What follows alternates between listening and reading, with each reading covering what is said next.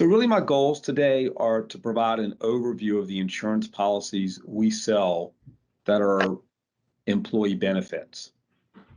Also to illustrate the commitment to our clients, and then help you identify opportunities for us to provide our services and knowledge and experience and counseling to your clients. And this is going to be the beginning of a series of communications where we're going to work hard to gain your trust and increase referrals in regards to benefits.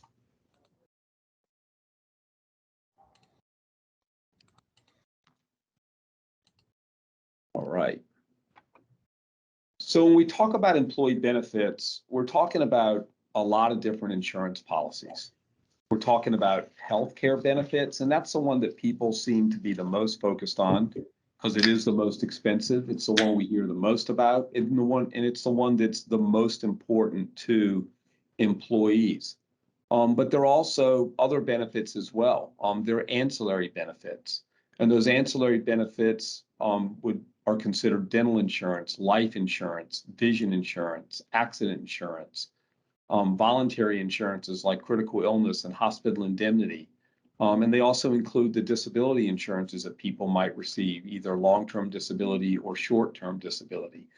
So you can see there are quite a few types of insurance that we offer in the employee benefits field. And it can also get even a little bit more complicated than that, because when we talk about health benefits, we're also looking at plans that are fully insured, plans that could be self-funded.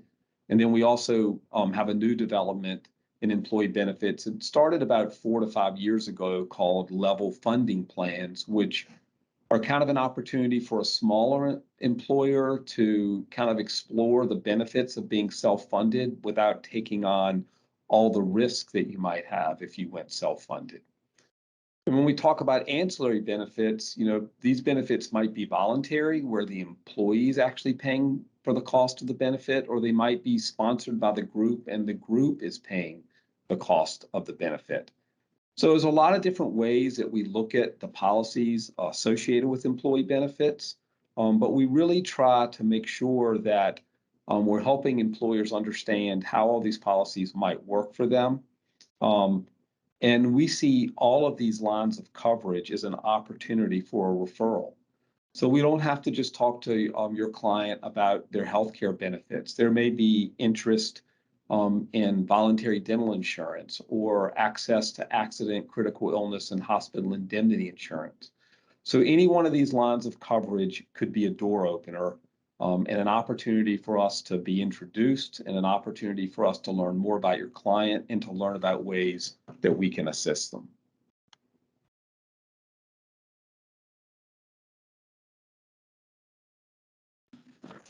So I thought I would provide an overview of the primary services that we offer to our clients. There's a lot that we can do for clients as their benefit broker or their consultant, and our services reach far beyond these particular services, but these seem to be the core important ones that I wanted to cover today because they are very important. It's what we focus in on pretty much every day. So at Bankers Insurance, you're going to have a dedicated benefits team. And for my team, where I'm the sales executive, I also have account executives and account managers that work with me. Each person is focused on a market segment. So I have an account manager that's focused on small businesses, and that's typically businesses between 2 and 50 employees that are enrolled. I have a account executive that's focused on mid-size businesses. So they may work with some of the larger small businesses, but they're also working with businesses with up to 100 employees covered under their benefit program. And then I have an account executive that's focused on larger employers, those employers with more than 100 employees. So we're very focused with the market segments that we're serving, and that's purposeful because each segment has really some very different nuances about them that we want to make sure that we're always focused on and we're always knowledgeable about. And within our team, we have over 60 years, close to 70 years of experience working with clients and their employee benefits. We also work with every healthcare carrier in the marketplace, and that allows us to explore all solutions for our clients. These carrier relationships are very important because they give us the ability to work with carriers to bring the best possible solution to our clients. Sometimes that involves leveraging those relationships a little bit. In the marketplace, we're going out and we're looking for opportunities, and we're going to carriers and asking them to provide their best possible proposal. They know they're competing against other carriers, so hopefully they're going to work hard to earn that business. And with our experience, we do a very good job of managing that process and managing that relationship to get the best possible outcome. So the team and the relationships with those carriers, we're working together to bring solutions to your clients. But your clients also need other services as well, because managing employees, managing benefits, dealing with HR issues can be very, very complicated in today's world. So we bring HR services to our clients as well. We have a full service HR consultant that's called Sesco, and then we have a web platform that we give our clients access to called HR 360. And these are inclusive of the relationship with Bankers Insurance, so our clients have access to them, and they can access them in a variety of ways. We also realize that technology is becoming much more important, and it's creating efficiencies in regards to managing benefits and communicating benefits. So we use what we consider one of the best-in-class benefit platforms, Employee Navigator. And this HR benefit portal allows for online enrollment. It allows for 24/7 employee access to information. It eliminates paper. It streamlines the enrollment process for HR, because in many cases we have integration. So Employee Navigator is actually communicating the enrollment changes directly to the carrier. HR's out of the middle of doing that. And it also brings in other HR functionality, such as payroll integration, PTO tracking, new employee onboarding, COVID status tracking. And right now, Employee Navigator works with over 60,000 employer groups and millions of employees to provide access to their benefits and to provide access to online enrollment and benefit management. And then probably the last primary component of our services is the preferred vendors that we access for COBRA administration, cafeteria or Section 125 plan administration, administration of health reimbursement accounts, and also to help our employer groups provide any required filings or reporting that's required under the Affordable Care Act or under ERISA. So we're working with our clients to make sure that they are, day in and day out, are able to successfully manage their benefit programs. We also try to recognize what the goals are of employers. These goals can vary a little bit. However, there's some pretty specific goals that I think every employer is trying to reach out there with their benefit plans. First and foremost, they want these plans to be attractive, and they want them to retain employees. They need their employees to see value in these benefits. They're making a big investment in these benefits. And so, part of the purpose is to make that relationship between them and the employee as strong as possible. But they also know that their employees need access to healthcare. Accessing healthcare can be difficult at times. And so, the benefit program that you offer can impact that access to healthcare. And the benefit program that you offer can impact them financially. They want these programs to provide the employees with financial protection so that they are protected when they need access to a significant amount of healthcare because of the expense of healthcare. So with our benefits team, our knowledge and experience, and with those carrier relationships, we're really focused in on, what opportunities are out there for an employer to create more value in their benefit program and to provide more protection to their employee and more value to their employee. Employers are always looking for ways to be more efficient, and I think that's where Employee Navigator really plays a key role in the services that we offer. Because Employee Navigator is available to all size employer groups.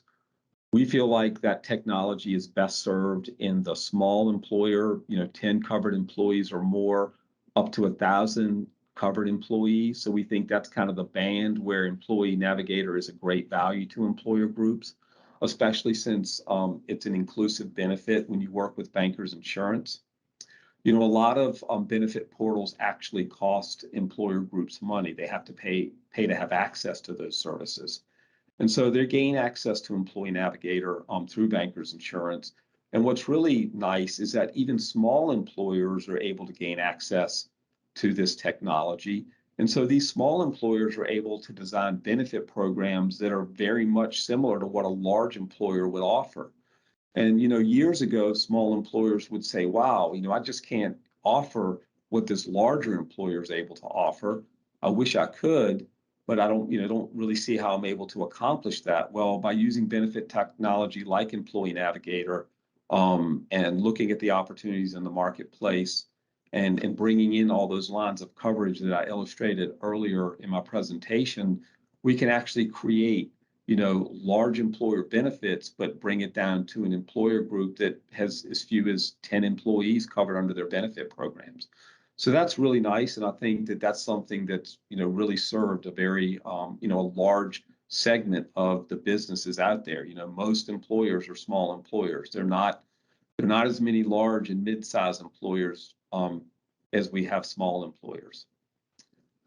And then employers are very focused on, are their employees educated about their benefits, and how can we communicate with them so that they become better educated? Again, I think Employee Navigator is a great platform to kind of serve as a foundation for that. But also, with our knowledge and expertise, we look for creative ways to continue that education and that communication.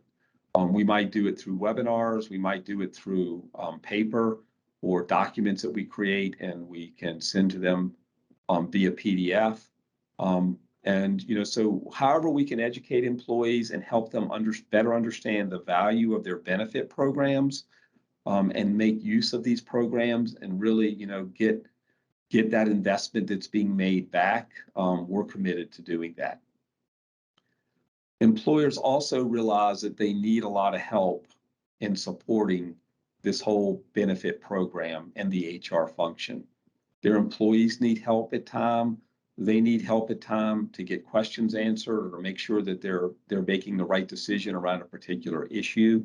And we're very committed to having personal contact and support for our employer groups. They don't dial into a service unit. They work with their team to make sure that we're addressing all their needs. And even our team members will speak directly with employees to help them resolve issues that they may have as well. So we're very focused on supporting them and bringing all those resources that we have to them. And in some cases, we have to go out and help them find other resources to resolve issues as well. And it's also very important that employers understand their compliance requirements. They do have a lot of compliance requirements in front of them. They may have to do ACA reporting. They have to manage employees that are out under FMLA. For a while, there was some concern that they were going to have to make sure that their employees were getting their COVID vaccine. There's still, probably some decisions that are going to be made around COVID vaccines and COVID testing that we're going to learn about later. But these are examples of requirements and responsibilities that are being placed on employers that just add to, the burden and stress in managing their employees and the programs. And so, again, we're looking at vendors that we provide that are helping them understand their compliance requirements, providing a resource when they need it to address any requirements, or managing the programs for them so that they can meet that requirement.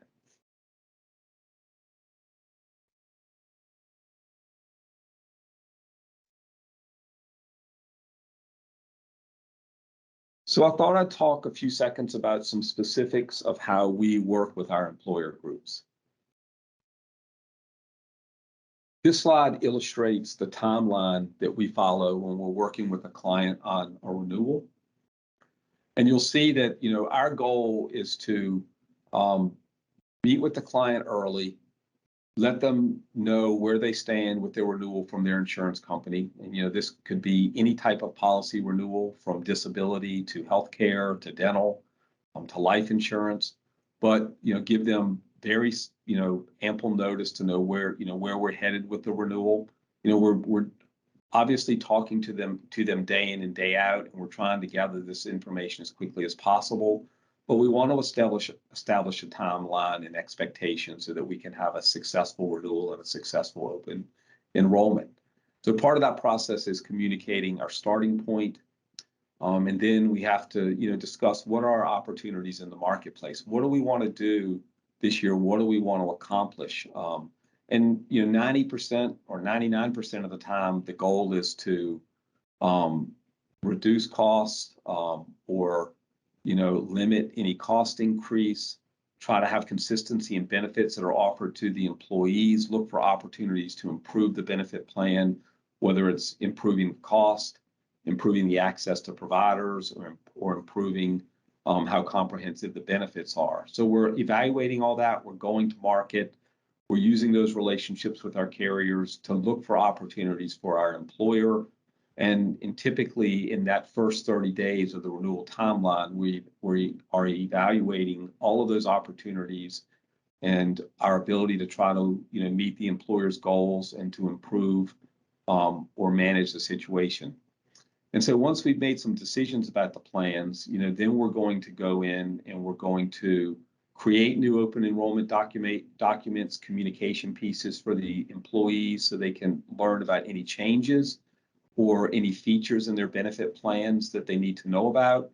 Load that information into Employee Navigator. We really do encourage all of our employer groups to use Employee Navigator. And so we get that information loaded. We create webinars so that we can educate employees on the changes. And sometimes those webinars might actually include reviewing Employee Navigator and reminding them, the best way to access the system and use it. And then we get open enrollment going, we close it down, we submit all the information to the carrier so that when we get to that renewal date, and in this example, it's January 1st, employees have cards in their hands. They're ready for any changes. They're able to go to their doctor without any interruption in coverage. So we're really trying to manage the process. And this is in addition to just that day-to-day contact that we have with our employer groups.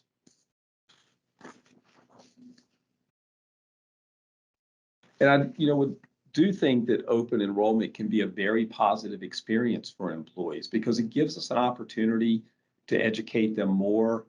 It gives us an opportunity to make them see the value in the program and the hard work that their employer puts into their benefit programs, and the fact that their employer understands how important it is to them and that they're working hard to provide them with the greatest value. So we're always trying to measure our success. It's important to us that we're successfully helping our employer groups have the best value, incredible education to their employees, and that the plans are working for them. So one thing that we do to measure our success is to try and figure out, are we outperforming the trend increases in the marketplace? And trend is just healthcare jargon for inflation.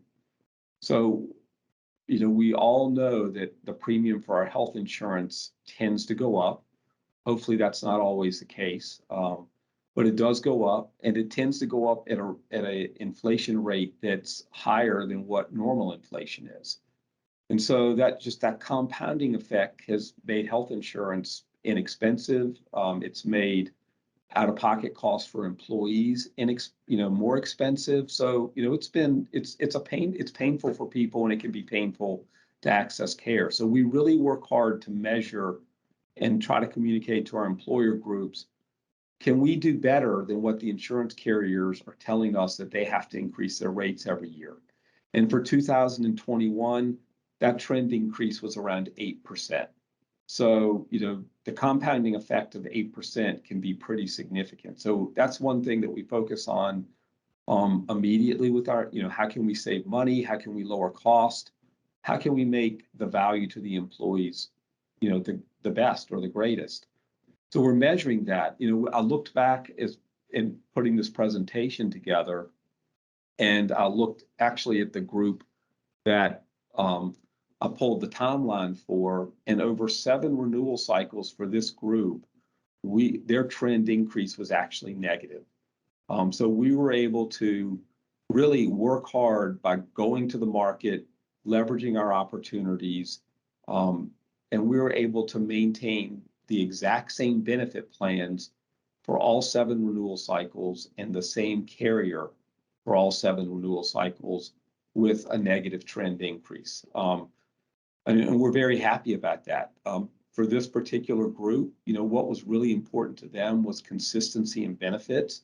They're a large healthcare provider, and they realized that simplicity for their employees is really important. Knowing what out-of-pocket expenses, being able to have them be predictable was really important, and being able to offer them pretty much everything at the same cost year in and year out has been great. But they also identified some other things that I thought were really interesting as well when we were going through the open enrollment process, and that was they need a provider that can serve their Spanish-speaking population well, and they need a provider that has a very robust mental health network. And so in researching the marketplace for them and looking at these things, we realized that their current provider outperformed all the other insurance carriers in these areas. So again, being able to maintain that consistency and keep those costs down without changing providers has been a real success story for them, and their employees are very happy about that.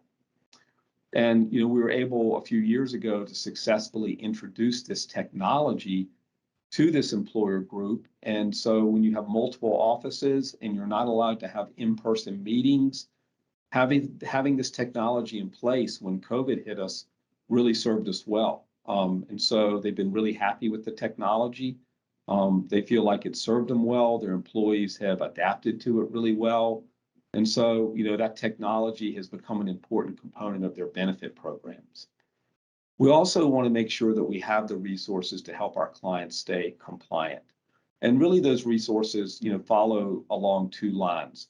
They're educational resources, consulting resources, someone that our employer groups can reach out to when they need help trying to figure out how to address a specific situation. And that situation could be, along a lot of different lines. It could be, how to deal with an employee who's been out on long-term disability long term, how to properly communicate some information around to an employee who's out on FMLA.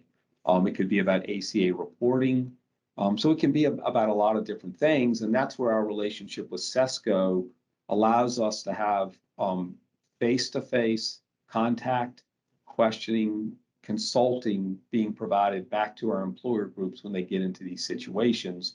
Or if the employer wants to do self-service, they have access to HR 360. Our team also has access to both SESCO and HR 360.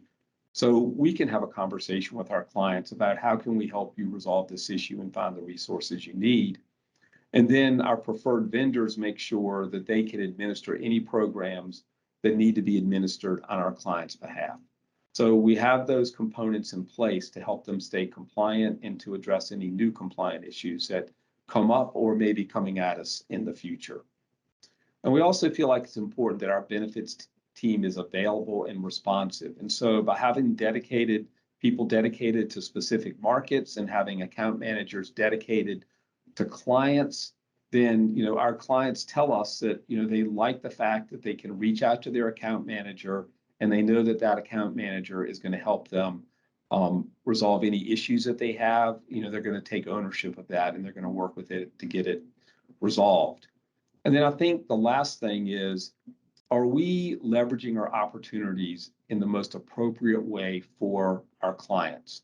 Are we looking for opportunities that are new to the marketplace, maybe the introduction of a new carrier or a carrier that says, we can be competitive in very specific industries, or we, for our healthcare carriers, they're beginning to want to provide policies for life and disability and cancer and accident and critical illness. So there are opportunities to leverage those carriers as well, because they're willing to discount costs for maybe the health plan if they can get other lines of coverage. So we're always focused on those leveraging opportunities.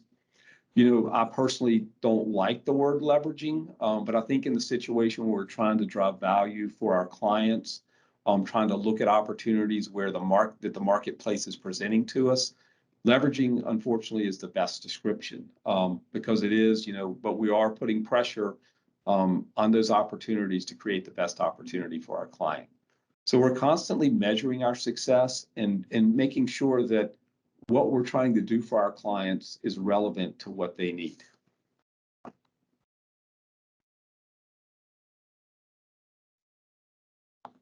So as I kind of close out my presentation, I thought I would share some final thoughts with you and then open it up to questions. But I realize that benefits are not related to your kind of routine interactions and transactions with your clients.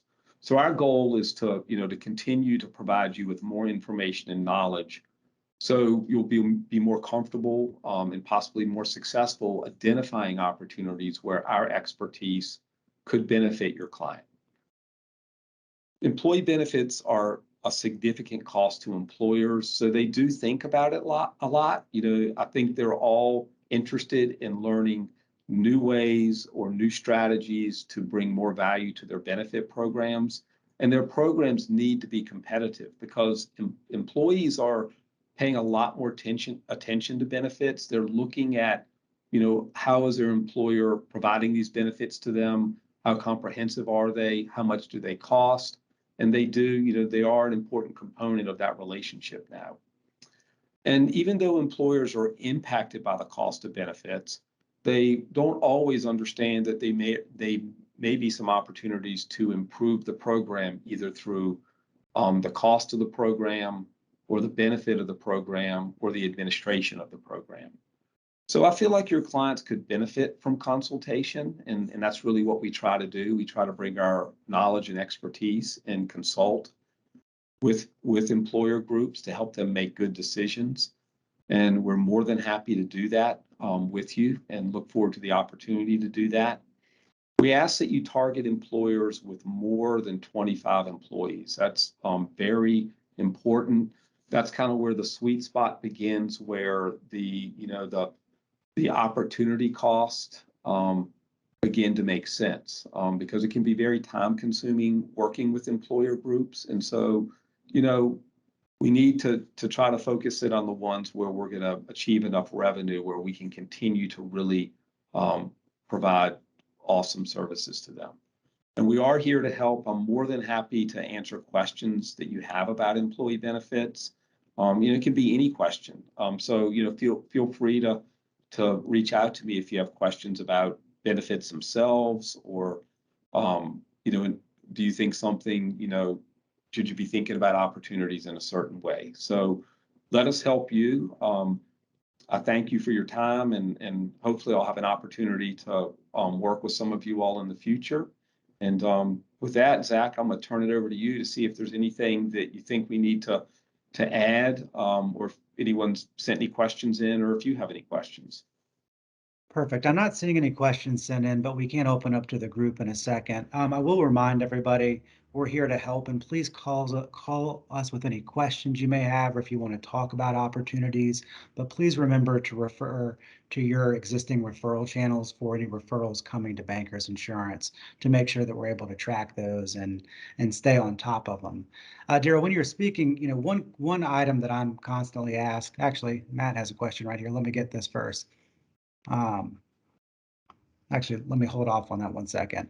I'll ask my question, then I'll ask Matt's. But as it relates to insurance healthcare cost trends, one of the questions that we get a lot is, what should our employer groups expect this coming year? And so could you help answer, as it relates to pricing trends, what employers should expect in the coming year?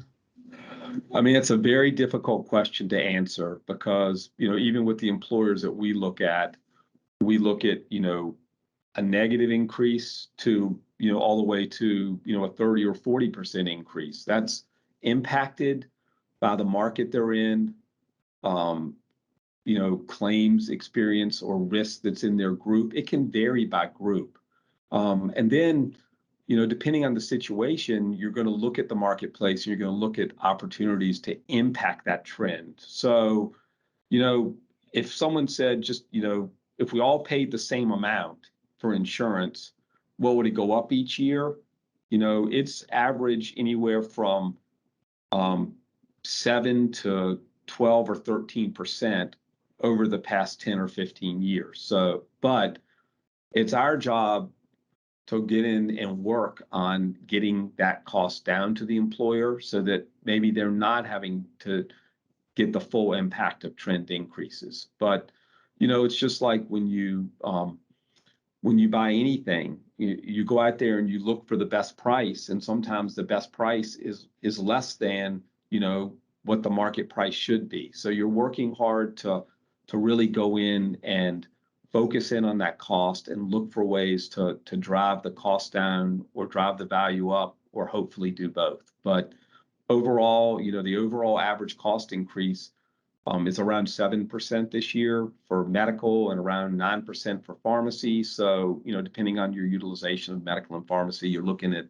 the 7 to 9% range. But again, our job is to go in and say, you know what, we're not going to accept trend. We're going to figure out a way to make it work better.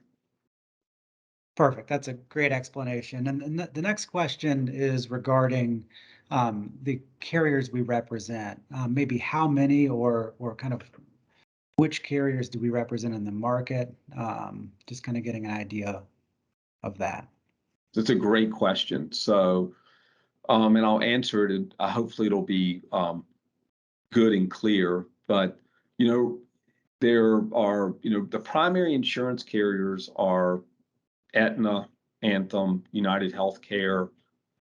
So those are kind of the three national carriers that we have available to us. And then in each market, so I live in Charlottesville. So in the Charlottesville market, we have another carrier called Optima that's available. So Optima's in that market. But they might not be in all markets in Virginia. And then in Northern Virginia, a market that I work in as well, there's a product that's sponsored by the Inova Health System called Innovation Health. So that brings, and what you find in these regional carriers is they might bring some real value to that market that a national carrier might bring because they are sponsored by the hospital system, and the hospital system's goal is to, have more direct control over the insurance products that are being offered and the people in their communities that are using those products to access care. Then when you go to other states, you're going to see the local Blue Cross and Blue Shield plan in that state. And again, you're going to see the Aetnas and the United Healthcares. I should have mentioned Cigna as well, because that's another national carrier.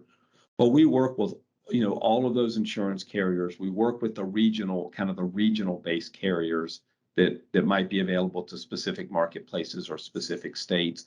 And then we work with third-party administrators for our self-funded clients, where a third party is administering the plan.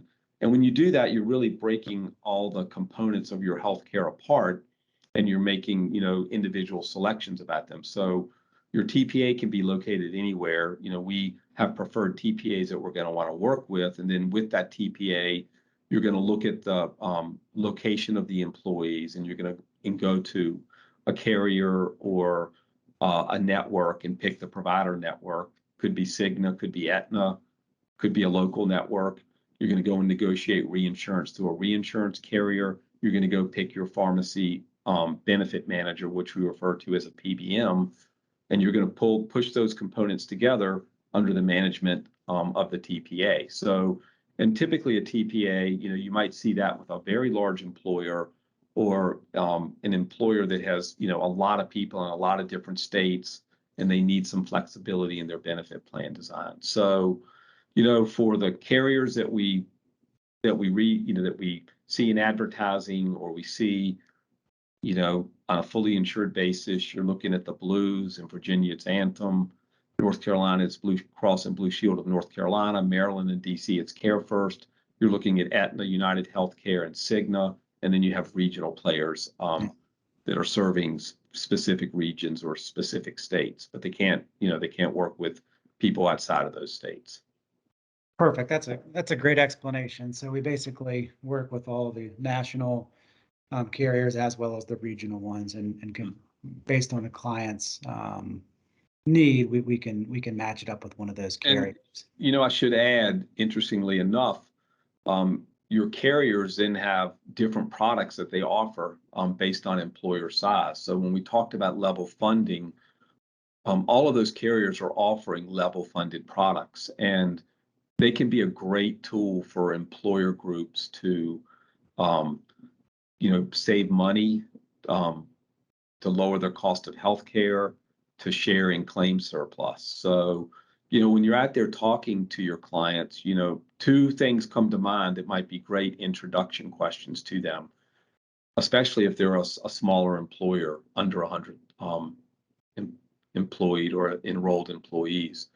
Have they looked at level funded options as a way to reduce the cost of their health plan without necessarily reducing the benefit that's being offered? And are they able to, or do they have access to a leading edge benefit portal? I think those two things are two lead-ins right there that come to mind as y'all are asking me these questions. Perfect. Well, it looks like the questions are done. I don't see any others popping up on the screen, but did want to, first of all, Joe, thank you for your presentation, and thank you all for attending. As Daryl mentioned, we will be supplying you with more information on employee benefits on a consistent basis. As it relates to the educational series with Bankers Insurance, next month, we're changing direction a little bit and going to the property and casualty side and talking about cybersecurity, kind of what's going on as it relates to, cyber trends, cyber insurance, and I think that'll be a very interesting presentation. More information to follow after this presentation. But thank you all so much for your continued support, and please remember to go through your, assigned referral channels. And y'all have a wonderful rest of the day, and thank you so much.